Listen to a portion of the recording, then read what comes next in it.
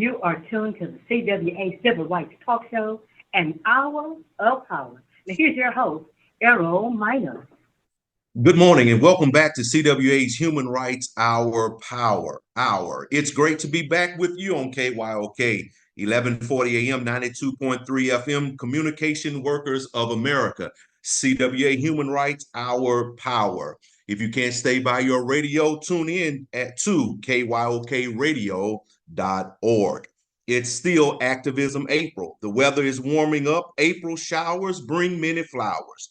It's springtime, and now is the time to get outside and let our voices be heard.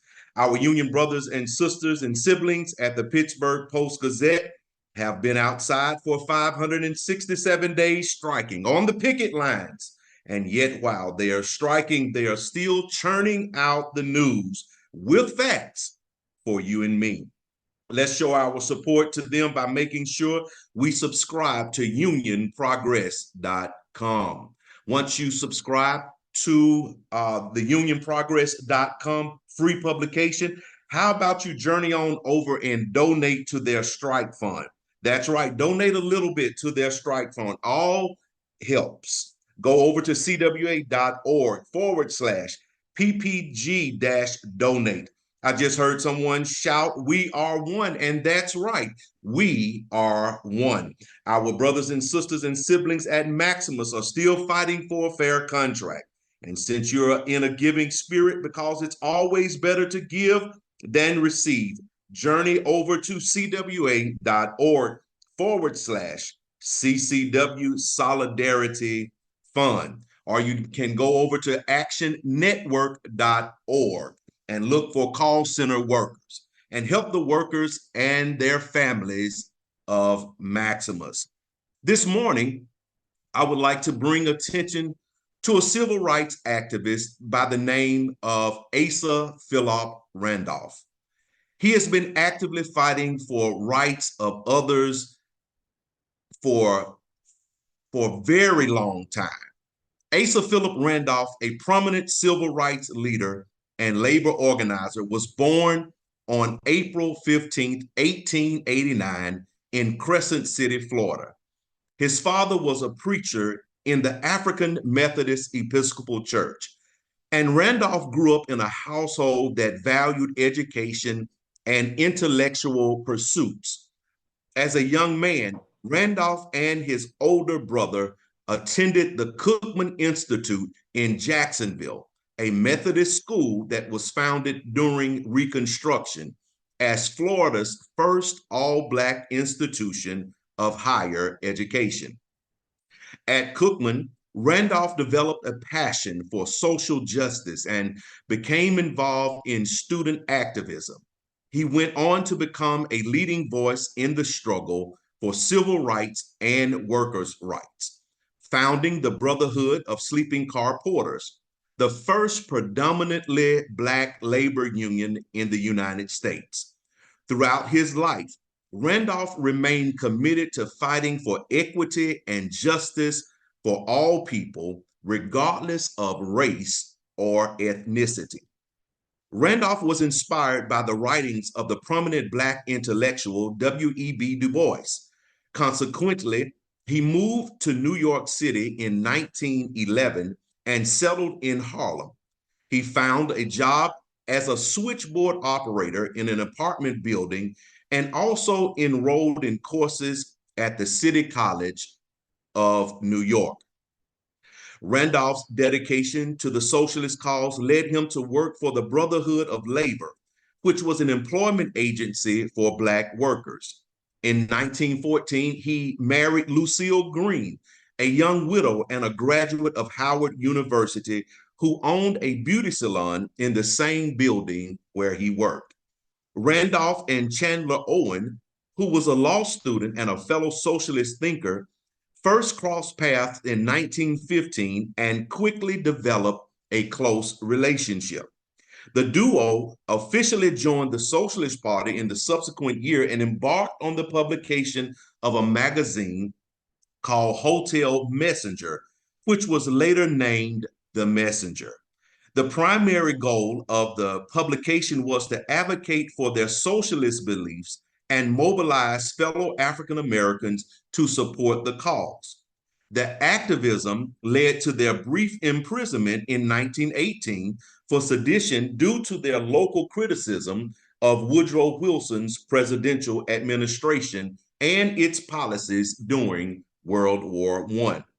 In the 20th century, A. Philip Randolph was among the first supporters of the Universal Negro Improvement Association, UNIA, which was founded by Marcus Garvey, a Jamaican-born activist who aimed to uplift Black people worldwide.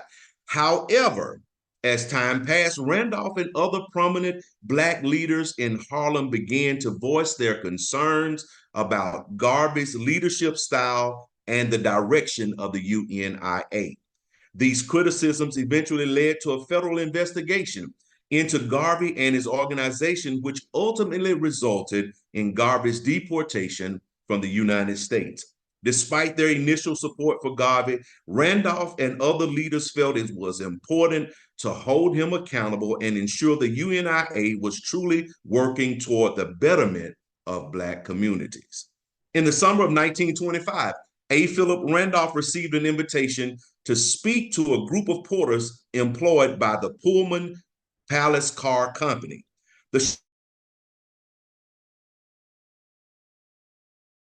To work as attendants on their luxurious railroad sleeping cars for white passengers. The porters were paid lower wages than their white counterparts and forced to work in harsh conditions for long hours. After meeting with the porters, Randolph decided to help organize the Brotherhood of Sleeping Car Porters, which would become the first Black-led union in the United States. Under the leadership of A. Philip Randolph, the Brotherhood of Sleeping Car Porters became the first Black union to be granted a charter by the American Federation of Labor, AFL. In 1934, Congress amended the Railway Labor Act to cover workers in sleeping cars, making it illegal for Pullman to terminate members of the BSCP.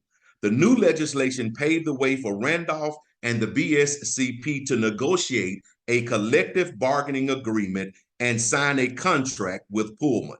The contract recognized the union, reduced the monthly work hours of porters, and raised their wages. In 1955, the American Federation of Labor merged with the Congress of Industrial Organization, CIO, to form the AFL-CIO, which is one of the largest labor organizations in the United States. After the merger, A. Philip Randolph, a prominent African-American labor leader and civil rights activist, joined the executive council of the organization, and in 1957, he made history by becoming one of the first two Black vice presidents of the AFL-CIO, cementing his place as a key figure in the labor movement and a champion of workers' rights and racial equality. Randolph's contributions to the labor movement and the civil rights movement have had a profound impact on American history and continue to inspire activists today. Randolph was a prominent figure in the fight for workers' rights and racial equality. In 1941, he organized a protest march in Washington, D.C. to urge President Franklin D. Roosevelt to end discrimination in the nation's defense industries. Roosevelt responded by issuing Executive Order 8802, which opened war industries in World War II to Black workers and created Fair Employment Practice Commission. As a result, Randolph canceled the planned march, and in 1948, Randolph's activism played a significant role in persuading President Harry Truman to desegregate the U.S. Armed Forces through the Universal Military Service and Training Act. In the late 1950s, Randolph organized several major protests in the nation's capital, including the Pilgrimage of Prayer, 1957, and two youth marches protesting the slow pace of school desegregation in the South. In 1959, he also co-founded the Negro American Labor Council, NALC, and the aim of fighting racial discrimination within labor unions. In 1963, Randolph collaborated with fellow activist Bayard Rustin to lead the massive March on Washington, which took place on August 28th. At this event, nearly 250,000 people gathered to listen to civil rights leaders, including Martin Luther King Jr., who delivered his iconic "I Have a Dream" speech from the steps of the Lincoln Memorial. Randolph, whose beloved wife Lucille had passed away only weeks before the event, informed the crowd that they were witnessing the beginning of a new struggle, not only for the Negro, but for all Americans who thirst for freedom and a better life. Later on, he also founded the A. Philip Randolph Institute. The March on Washington was instrumental in paving the way for the passage of the 1964 Civil Rights Act, which was the first major piece of civil rights legislation since the Reconstruction era. And the same year, Lyndon B. Johnson awarded Randolph the Presidential Medal of Freedom for his career of activism. In 1965, Rustin took charge of the newly founded A. Philip Randolph Institute, which replaced the NALC as the primary means of advancing Randolph's labor and civil rights goals. Randolph retired as president of the BCSP in 1968, and he lived quietly in New York City until his death in 1979 at the age of 90. Up next, Micki Jones, who will be bringing attention to April being Sexual Assault Awareness Month. Good morning, Micki. How are you? Good morning, Errol. I'm doing well. Good morning, KYOK Radio. All month, we have been highlighting awarenesses acknowledging the month of April. This April 2024 marks the official 23rd anniversary of Sexual Assault Awareness Month. This is a time for advocates, survivors, their loved ones, and the community to come together to talk openly about sexual violence, to support survivors, increase knowledge and awareness, and identify strategies and resources to prevent sexual violence. Sexual violence is any type of unwanted sexual contact. This includes words and actions of a sexual nature against a person's will and without their consent. A person may use force, threats, manipulation, or coercion to commit sexual violence.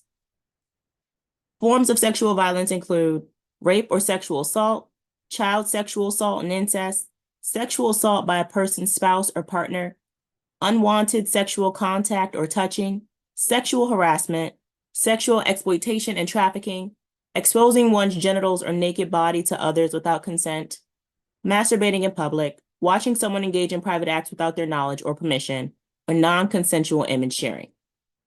Now, social activism around the issue of sexual assault grew in the 1970s, amplifying support for survivors and heightening awareness. The first rape crisis center was founded in San Francisco in 1971, the same city where the first U.S. Take Back the Night event was held 7 years later, leading to the Violence Against Women's Act that was signed into law in 1994. The Violence Against Women Act demonstrated national efforts promoting sexual violence prevention were needed. Sexual assault is an issue that affects our entire community. It affects people of all genders and all ages. Over 53% of women and over 29% of men have reported experiencing contact sexual violence. And it is important to know that victims are never at fault. Choosing to violate another person is not about drinking too much or trying to have a good time or getting carried away, nor is it about the clothes someone was wearing, how they were acting, or what type of relationship they have with the person who abused them. Violating another person is a choice, and it's the wrong choice. The impact of sexual violence goes beyond the individual survivor and reaches all of society. Sexual assault can impact a survivor's daily life no matter when it happened, and each survivor will react to sexual violence in their own way.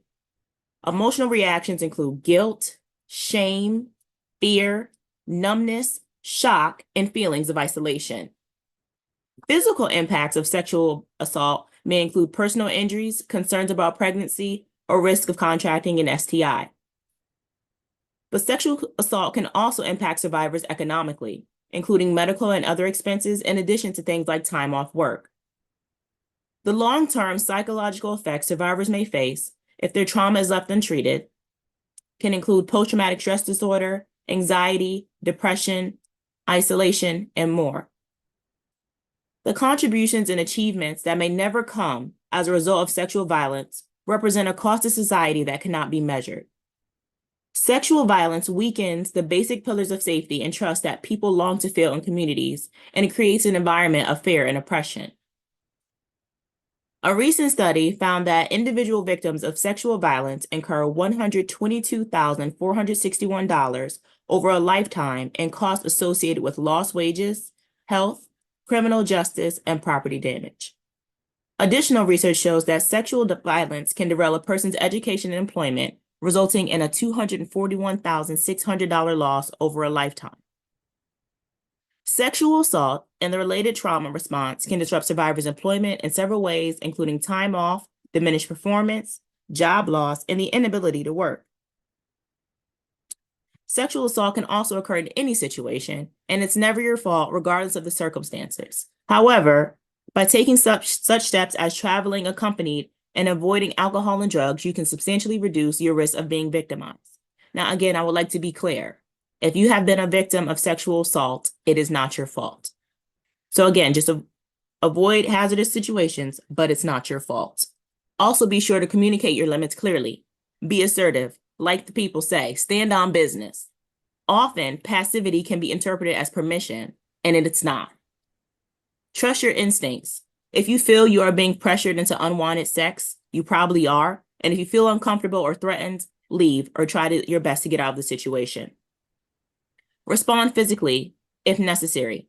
In certain circumstances, you must defend yourself and protect yourself. So do what you have to do to take care of you. Everyone should be protected and safe from sexual assault. If you believe you have been a victim of sexual assault and you do not know where to go, you can call the National Assault Center hotline at 1-800-656-4673. Again, that hotline number is 1-800-656-4673. It's completely confidential and available 24/7. No one should ever have to live their life in fear, and no one should ever have to be a victim of sexual assault. Back to you, Errol. Sexual assault is a serious problem that affects countless individuals, and we must shine a light on this issue during this month. Thank you so much, Micki, for sharing with us this morning so that we can better understand the impact of sexual assault and how we can work together to prevent it.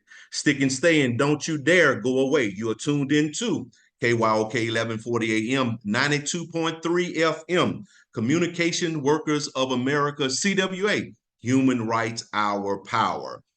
Take us with you on kyokradio.org. Up next, we have our resident guest, Sir Reginald Small. He is here with us this morning.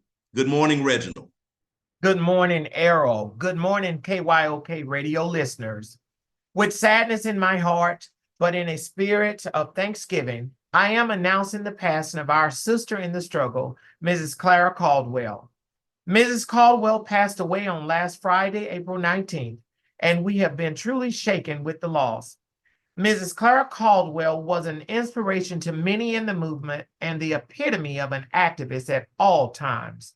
Mrs. Clara Caldwell's story began as a union steward at the Wine Garden grocery chain, where her passion for justice and advocacy first ignited.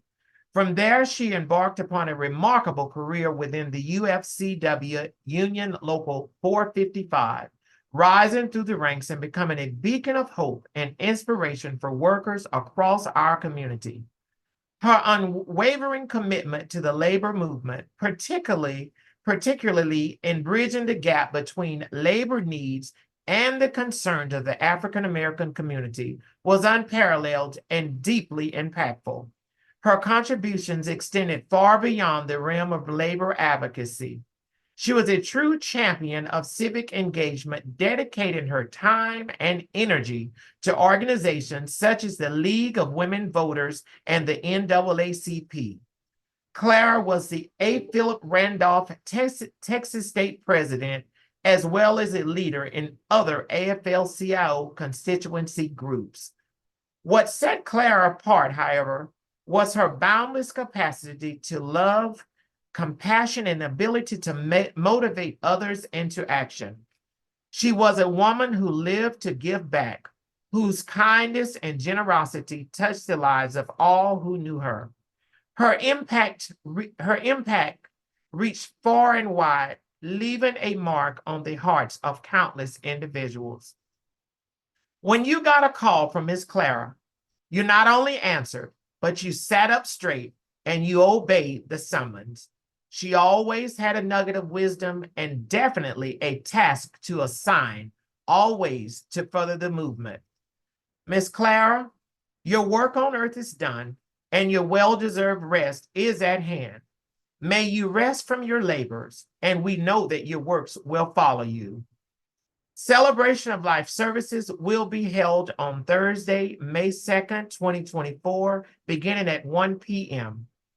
at the IBEW Local 716, located at 1475 North Loop West, Houston, Texas. In lieu of flowers, the family has requested a donation in Clara's name to the Tideland APRI Scholarship Fund. This is a donation in Clara's name to the Tideland APRI Scholarship Fund, 4414 Ackert Street, Houston, Texas, 77047. That donation could be mailed to 4414 Ackert Street, AKARD, Houston, Texas, 77047. On behalf of the Communication Workers of America and the A. Philip Randolph family, in which I am a member of both, we offer the family of Mrs. Clara Caldwell our most sincerest of sympathies and heartfelt prayers as you continue on this journey without your beloved matriarch. Thank you, Errol, and back to you. Thank you so much, Reginald. And we ask our listening audience to keep the Caldwell family in your thoughts and prayers. At some point in some time, we all have or will experience the death of a loved one or someone we know or even a fellow union brother, sister, or sibling. For the next few minutes, Micki Siegal de Hernandez, our CWA National Deputy Director for Occupational Safety and Health, is here to discuss Workers' Memorial Day 2024. Good morning, Micki, and welcome to CWA Human Rights Hour Power. Good morning. I'm very happy to be here. So, how did Worker Memorial Day begin? So Workers' Memorial Day is observed every year on April 28th here in the United States and in many countries around the world. And this year's theme is Good Jobs, Safe Jobs, Protect Our Rights. It began over 50 years ago in 1971 when the Occupational Safety and Health Act went into effect. And this Occupational Safety and Health Act, it gave workers the fundamental rights to a safe job and established the employer's responsibility to provide that safe job. And that law was won because of the labor movement organizing for safer working conditions and demanding action from the government to protect working people. Protections are not just given to workers out of thin air. We have to fight for every protection that we have won. And Workers' Memorial Day, it's an important day of focus that serves two purposes. First and foremost, it is a time for us to mourn for the dead, to remember those workers who have died from work-related injuries or illnesses in the past year. Secondly, we fight for the living, and we use this day to recommit to fight collectively and continuously for safety and health protections at all workplaces for all workers. Okay, so why is it important to recognize the Worker Memorial Day at this time? So the reason that we mourn for workers who have died and recommit to health and safety activism in the workplace is that work-related fatalities, almost all work-related injuries, illnesses, and deaths are preventable. No worker should die at work. No worker owes their life to their employer. So how many I'm sorry, go ahead. No, go ahead. How many workers die from work-related injuries a year? So in the US, over 5,000 workers in general die every year. In 2022, in the US, the most recent year where we have official reported data, 5,486 workers died from work-related injuries, and an estimated 120,000 more died from occupational diseases from exposures, not including COVID. So that means that on average, every single day, you don't hear about this on the news, but every single day, more than 340 workers die from job-related injuries and illnesses. And that means that every day, 340 families lose their loved ones, their husband, wife, partner, mother, father, sibling, their relatives. And when a worker dies at work, that whole workplace is both affected immediately and changed forever. The AFL-CIO just released its 2024 Death on the Job, the Toll of Neglect report. And I also wanted to add that in that report, there are significant findings that workers of color are dying on the job at increasingly higher rates and at disproportionate rates. Black workers' job fatality rate is the highest it's been in nearly 15 years. And Latino workers continue to face the greatest risk of dying on the job than all other workers. And did I understand this correctly? You said earlier, not including the COVID years, the number of workers are passing away at the rate of 5,000, you said? It's usually over 5,000. It varies Usually year over by 5,000. year, but we rarely go we rarely go lower than 5,000 every year in this country.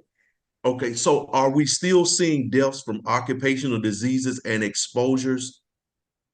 So every year there are many deaths from occupational diseases and exposures. They are very hard to capture and to figure out exactly how many workers have died. I think COVID was a very good example of this. There were, in most places around the country, those numbers were just not collected. Eventually, we started seeing some better reporting in certain occupations, like in healthcare, but even those numbers were underreported. And many workplace illnesses, particularly with regard to COVID, were discounted as having any occupational reason for that death. They were considered community acquired when we had many examples of workers, including in CWA, who got sick because there weren't sufficient protections at their workplace and they had to be present in their workplace. So have companies stopped providing hazardous training for their employees, or are they still offering such trainings programs?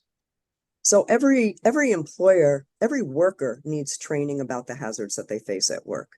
And employers vary quite differently about the kind of training that they get and also the kind of protections that they are provided.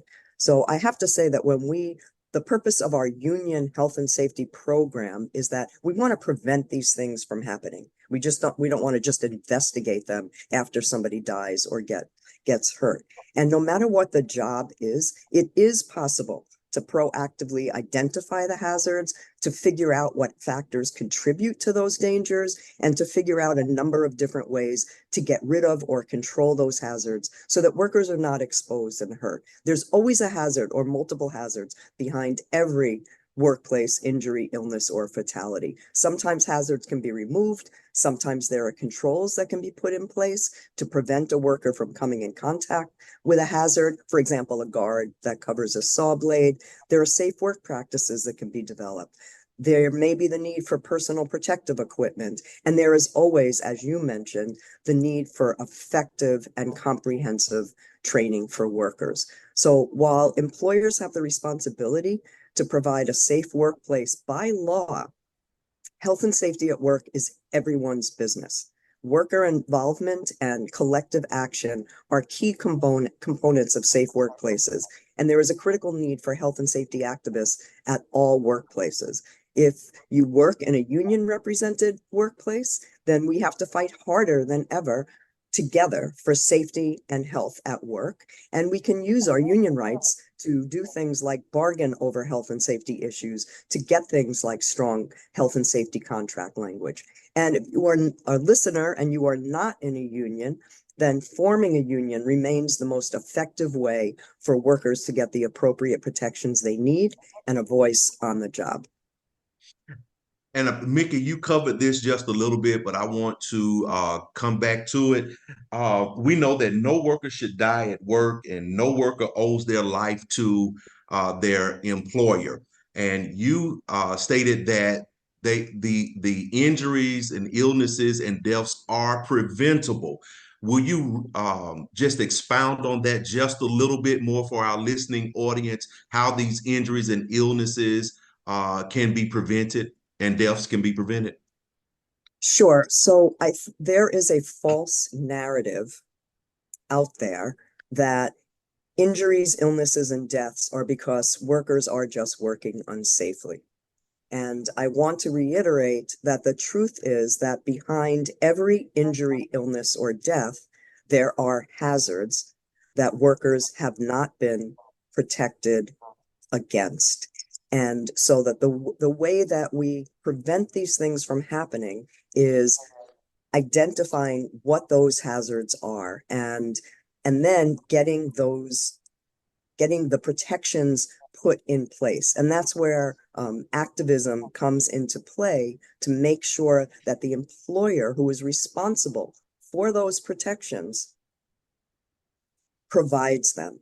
And a worker who, one, has not been trained appropriately, when there are no safety protocols that are in place, those workers are in danger. And behind every accident, you can go back and you can look at what those underlying causes are and figure out how that accident, injury, or illness could have been prevented. On this upcoming Workers' Memorial Day, will you share with us the CWA members who have died in work-related accidents? Of course. So every year, CWA has members who unfortunately have died on the job in a work-related incident. And on this Workers' Memorial Day, we will mourn the loss of 4 of our CWA members.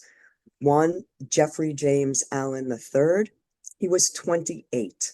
He was a member of IUE CWA Local 84755, and he worked for a company, D-Max Limited, located in Ohio. And one night at 9 p.m. on May 18th in 2023, he was working on the assembly line when he was shot and killed. The second CWA member was Sergeant Corey Maynard. He was 37. He was a member of the West Virginia Troopers Association, Local 2019. Sergeant Maynard was a veteran West Virginia state trooper of 15 years. He died at the end of his watch from a gunshot wound on June 2nd, 2023, in the Beach Creek area of Matawan, when he and 2 other West Virginia state troopers were ambushed while responding to a shooting at a home. The third CWA member is Keith Monroe. He was 51. He was a member of CWA Local 3176, and he was a customer service technician too, working for CenturyLink of Florida.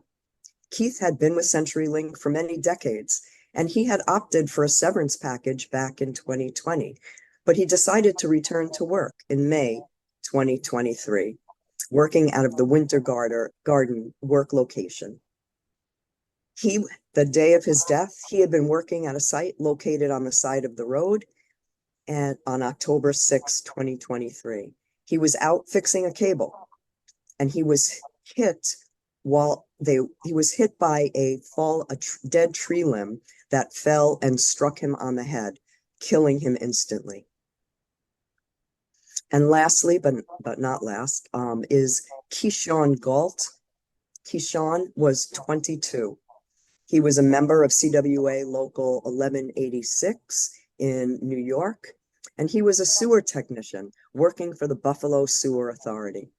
Mr. Galt was shot while driving a Buffalo Sewer Authority work vehicle during work. He died on October 26, 2024. So it is significant, I think, that 3 of the 4 CWA fatalities this past year were the result of violence, gun violence specifically. And it is also important to note that there is no federal workplace violence prevention, health and safety standard in this country. And that's why CWA, as well as other unions, we have been fighting for such a standard for many years and will continue in that fight. CWA mourns the loss of 4 of our CWA members who died in work-related accidents. And we ask that all of you keep the families in your thoughts and prayers.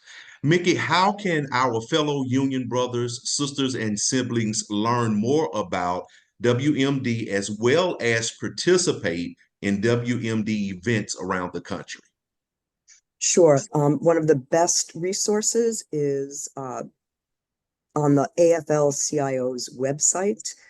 They put together every single year a Workers' Memorial Day toolkit that has talking points and posters and all kinds of information that can be downloaded from their site.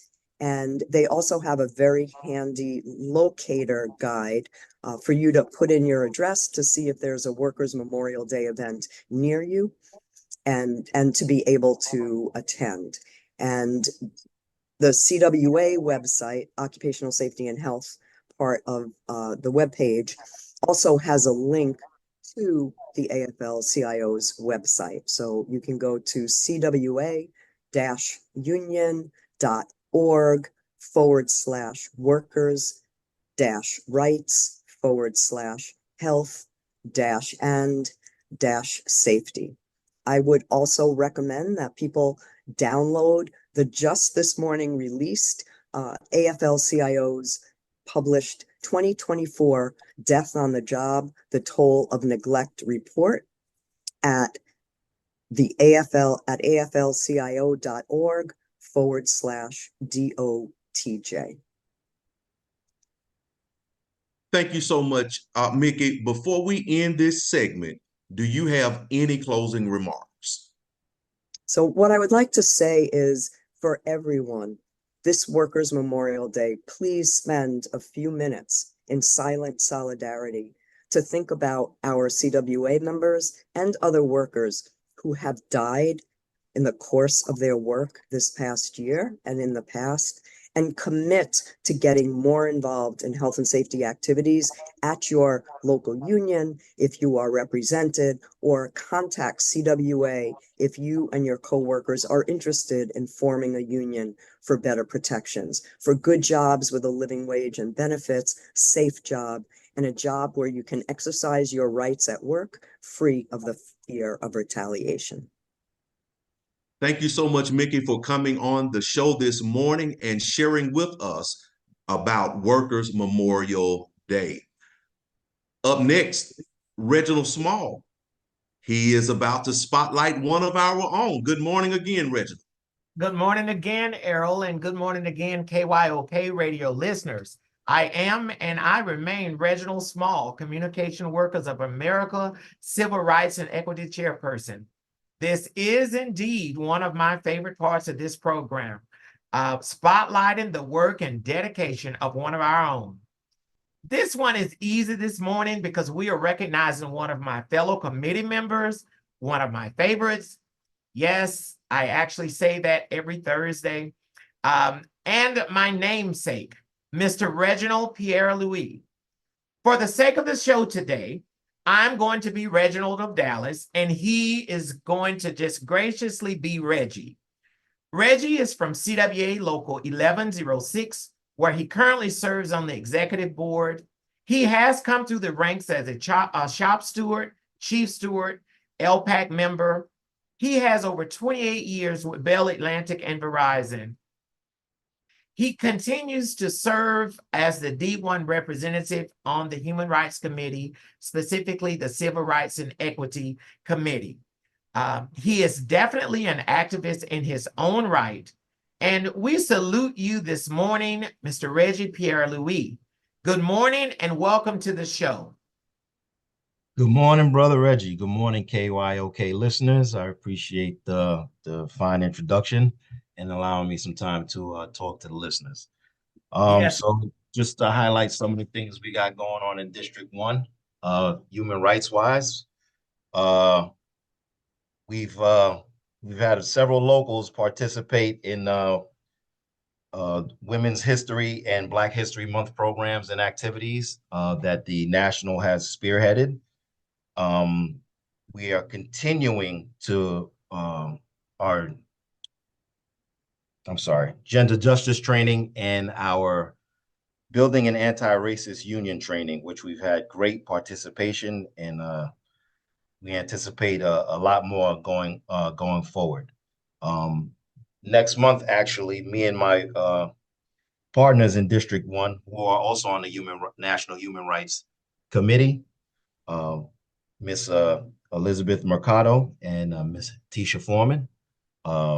Elizabeth is the Women's Committee member, and Tisha is my partner on the Civil Rights and Equity Committee.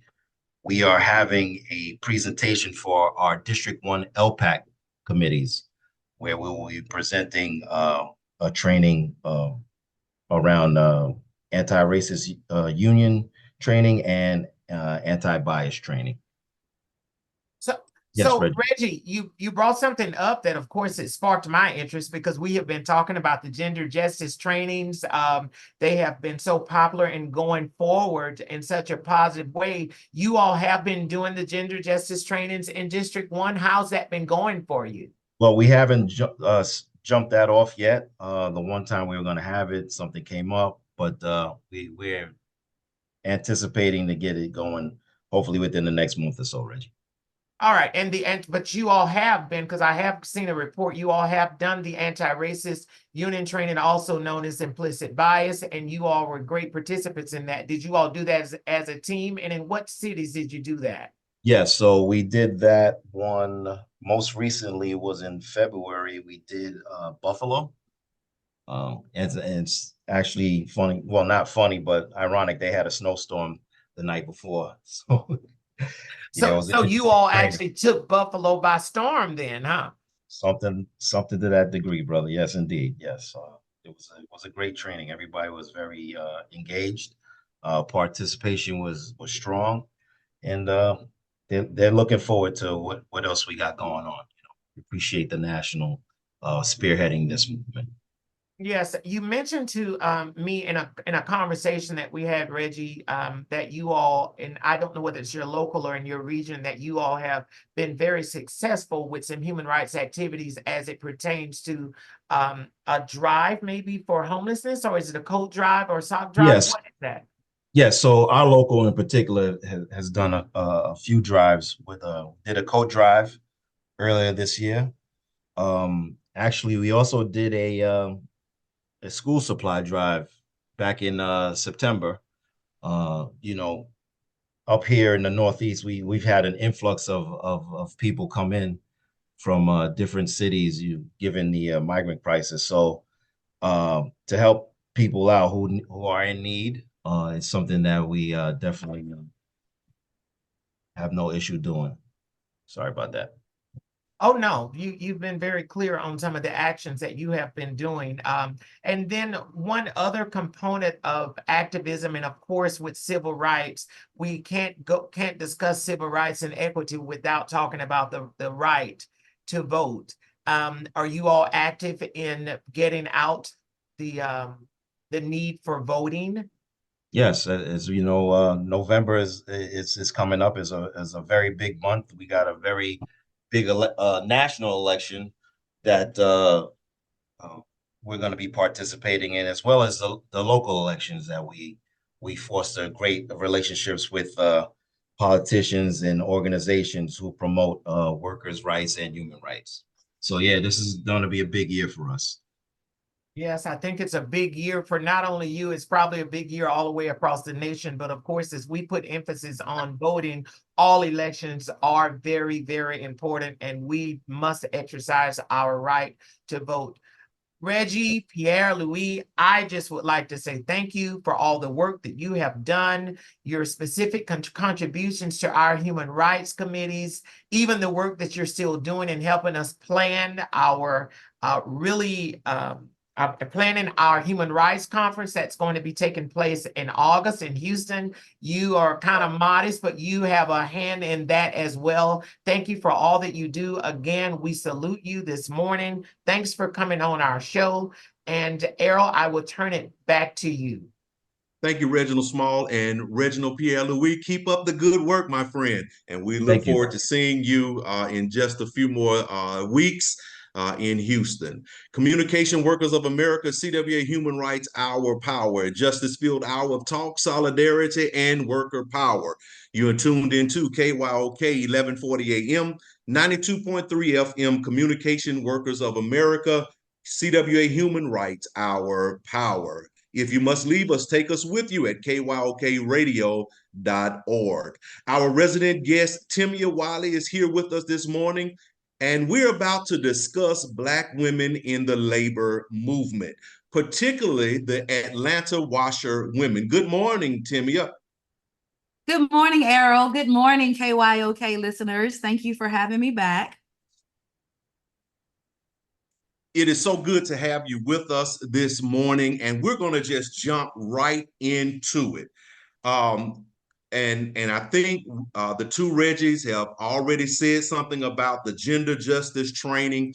And one of the things that I noticed about the gender justice in our trainings, one of the slides comes up and talks about intersectionality and double discrimination biases. How does this affect women of color? It affects women of color tremendously because you have to find, I should say, double parking spaces because you're a woman and you're Black. So you have to find your space when just for being a woman, because sometimes women aren't always welcome in the labor industry. I shouldn't say most, but a big majority of labor positions are old school, maybe coal miners, et cetera, jobs that were at one point in time earmarked for men. So now you have women who have come into the fold, who are doing the same jobs, who are doing a great job, standing alongside the men. But when you add to that being Black, it sometimes can make it doubly hard. So you had to have that double parking space to find where you fit. Okay. And when we start, will you give us a little history on the Atlanta washerwomen strike? I think that we need to lay the groundwork for that for our listeners. Okay, so I'm gonna back up and go just a little bit earlier than that. Prior to that, in 1866, just 1 year after emancipation, newly emancipated Black women formed the state of Mississippi's first labor union. They came together, they were washerwomen, and they came together and they stood, as young folks say today, they stood on business and they started the first labor union. 2 decades after that, 98% of Black women were in Atlanta were domestic workers. And as you all know, they worked very long hours, very tiring, long hours, and they did whatever was asked of them. There was no saying no. So about 20 of them stepped away, and they were successful at organizing up to 3,000 women. They took their fight across party lines, as we would say nowadays. But what they did was they invited white women into the fight with them. And this is why they were so successful, because one group can't do it alone. It takes everybody to get on the battlefield and fight together. And laundry work, when I was reading the Atlanta washerwomen strike, and I'm just going to be honest, I don't like laundry work, and I promise you I will wash and the clothes never get folded. But I understand that during these times, laundry work was the most difficult of the domestic jobs. And even the pay was anywhere from $4 to $8 a month. Can we elaborate on the pay equity gaps and everything during this particular time, perhaps? Absolutely. And to add to that, if you were a washerwoman, 99 times out of 10, which is pretty much filling it all the way up, you were also taking care of people's children. You were also cooking. You were working. You weren't just doing laundry, you were working.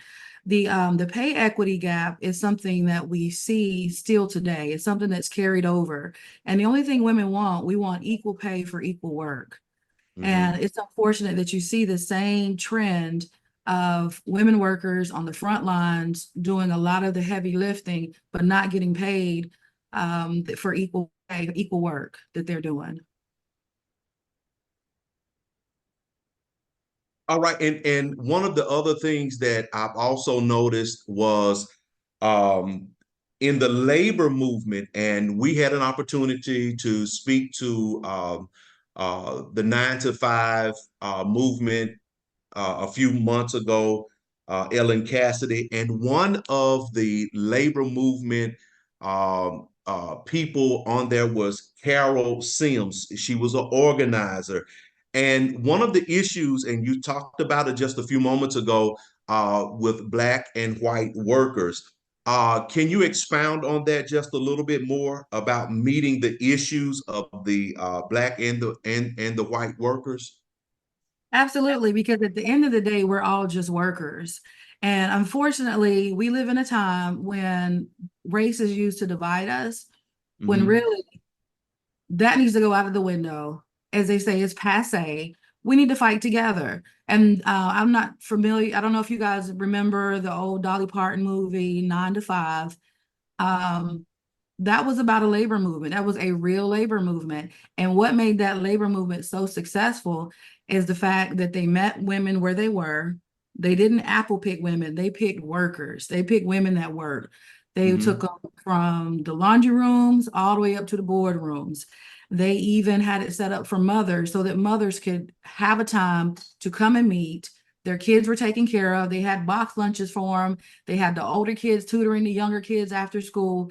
They met women where they were. And that's why they were so successful. And one of the things that I also noticed about the washerwomen, and I must say this is backbreaking work. They also made their own soap from lye. Oh, honey, some of them had to tote their own water. Right, They had to go to the well and fill up their basin and tote it down the street just to wash clothes. Made from the wash tubs were made from beer barrels, and they were cut in half. And the work began on Monday mornings and continued throughout the week until the clean clothes were delivered on Saturday. Now imagine doing that in the heat, back-breaking work with a baby strapped to your back. We got it done, and we're going to continue to get the work done. Yes. Timia, thank you so much for sharing with us the Atlanta Washerwomen strike. That was so informative to all of us. Look, we are running out of time. This hour goes by so quickly. I mean, it just flies by. And unfortunately, we are unable to do our power trivia this morning, but we want to let you know that you can still help our union brothers and sisters and siblings at the Pittsburgh Post-Gazette. They've been outside for 567 days striking. That's 18 months on the picket lines. And yet, while they're striking, they're still churning out the news and the facts for you and I. Let's show our support to them by making sure we subscribe to unionprogress.com. You can donate to their strike fund at cwa.org/ppg-donate. And I just heard someone say, we are one. That's right, we are one. Our brothers and sisters and siblings at Maximus are still fighting for a contract. And since you're in a giving spirit, because it's always better to give than receive. Journey on over to cwa.org/CCW Solidarity Fund. We want to thank our guest this morning, Reggie, as well as Micki, for coming on the show this morning. We're vastly approaching the CWA National Human Rights Conference, which will be held August 11th through 14th in beautiful Houston, Texas. We hope that you have already made your plans to attend, and if not, there is still time. Make your reservations today. An hour is not long enough to be with you, and a week is too long to be away from you. You have been tuned into the CWA Human Rights Justice Hour Power broadcast. I hope something you heard today has inspired you to take action toward creating positive change in the world. Every person has the power to make a difference, no matter how small. And by working together, we can create a world where human rights are respected and valued. So I encourage each of you in the listening audience to reflect on your role in promoting human rights, to effect change in your communities and beyond. Know that you are not alone in your quest for a more just and equitable world. When faced with injustice, it can be easy to lose hope and give up. But remember, justice may be slow, like the truth, but when it finally comes, it will stand. Until next Thursday, 10 a.m. Central Standard Time, right here on KYOK Radio, 1140 a.m., 92.3 FM, or kyokradio.org. See you next week.